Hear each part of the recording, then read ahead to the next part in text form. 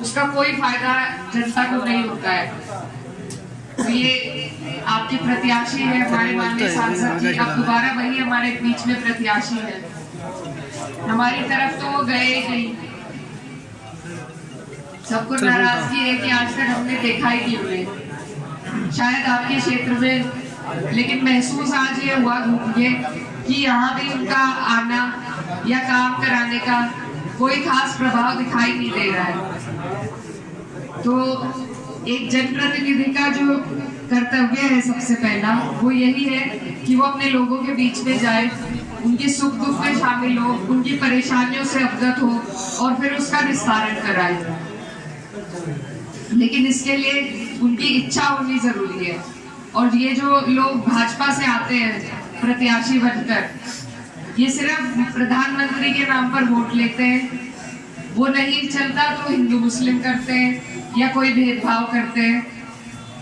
लेकिन इनसे काम की बात करो तो ये इधर उधर की बातों में आपको और हमें उलझा लेते हैं। इसीलिए ना काम हो रहा है क्षेत्र का, ना विकास हो रहा है।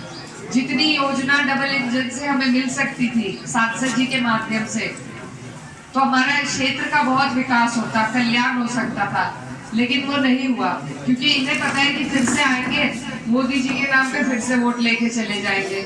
तो मेरा आप सबसे निवेदन है कि आप लोग इस तरीके से अपना वोट बिना मांगे किसी को ना दें, क्योंकि वोट एक ऐसी चीज है जिससे आप पूरे देश में बदलाव ला सकते हैं।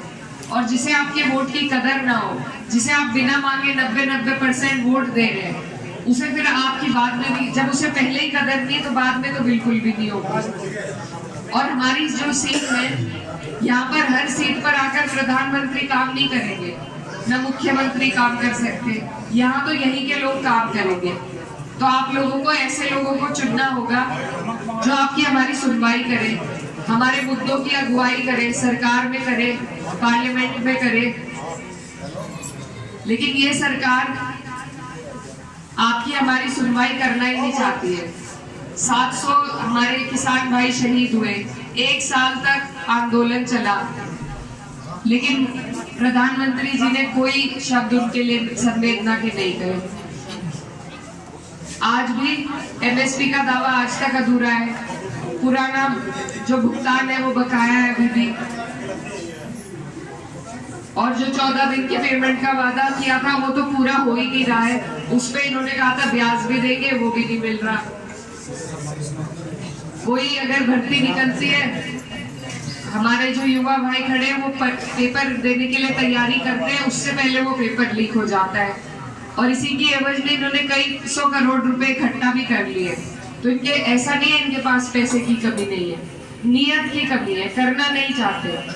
और 10 साल से आप और हम देख चुके हैं। तो इस बार अगर हमने बदलाव नहीं किया तो ये हमारी गलती है, उनकी फिर गलती नहीं है कुछ। तो मेरा आप सबसे निवेदन है कि आप लोग इंडिया गठबंधन को मजबूत करें। हमारे यहाँ से साइकिल का निशान है, साइकिल के निशान पर मोहर मारें। और अभी जब राजस्थान में सरकार बनी थी कांग्रेस की, तो उन्होंने वहां सरकार बनाते ही कर्जा माफ कर दिया था।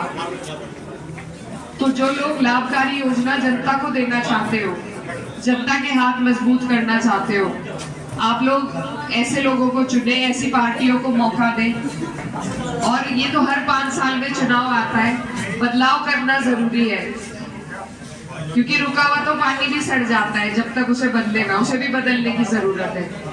तो आप सबसे मेरी यही गुजारिश है कि 19 तारीख है, मैं यहाँ से प्रत्याशी हूँ, इस क्षेत्र की मैं भांजी लगती हूँ, आपकी बहन हूँ, बेटी हूँ। मुझे ये मौका मिला है, कम उम्र में मिला है, और इस मौके को, इस बड़ी जिम्मेदारी को निभाने के लिए मुझे आपके सबके साथ की, सहयोग की और आशीर्वाद की जरूरत है। आप जिस तरीके से यहाँ हमारी बात सुनने के लिए आए और इतना मान सम्मान दिया, इसे मैं कभी नहीं भूलूंगी। और आपके लिए, आपकी लड़ाई लड़ने के लिए हमेशा तैयार हूँ। बहुत बहुत धन्यवाद।